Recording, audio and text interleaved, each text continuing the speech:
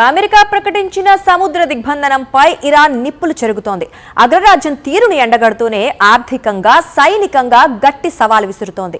ముఖ్యంగా చమురు ధరల పెరుగుదలపై ఇరాన్ చేస్తోన్న హెచ్చరికలు ఇప్పుడు ప్రపంచ దేశాలను కలవరపెడుతూ ఉన్నాయి. అమెరికా వైఖరిపై ఇరాన్ విదేశాంగ మంత్రి అబ్బాస్ అరాగ్చి తీవ్ర అసహనం వ్యక్తం చేశారు.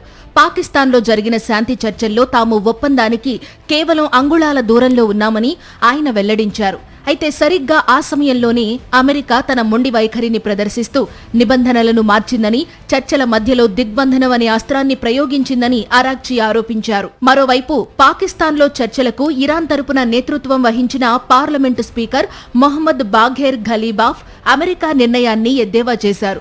సోషల్ మీడియా వేదికగా స్పందిస్తూ ప్రస్తుత పెట్రోల్ ధరలను చూసి ఆనందించండి. మీ దిగ్బంధనం వల్ల త్వరలోనే గ్యాలన్కు $4 నుంచి $5 ఉన్న పాత ధరల కోసం మీరు ఏడ్చే రోజులు వస్తాయి అంటూ అమెరికాను హెచ్చరించారు. యుఎస్ బెదిరింపులకు తాము లొంగే ప్రసక్తే లేదని బాఘేర్ ఘలీబాఫ్ స్పష్టం చేశారు. సైనిక పరంగా కూడా ఇరాన్ తన పంజా విసురుతోంది. హర్ముజ్ జలసంధిలోకి ప్రవేశించే, నిష్క్రమించే ప్రతి నౌకను అడ్డుకుంటామన్న ట్రంప్ హెచ్చరికలకు ఇరాన్ నౌకాదళం ధీటుగా సమాధానమిచ్చింది. అంతర్జాతీయ నౌకాయాన మార్గాల్లోకి చొరబడే ఏ అమెరికా యుద్ధ నౌకనైనా తీవ్రంగా ఎదుర్కొంటామని ఇరాన్ సైన్యం హెచ్చరించింది.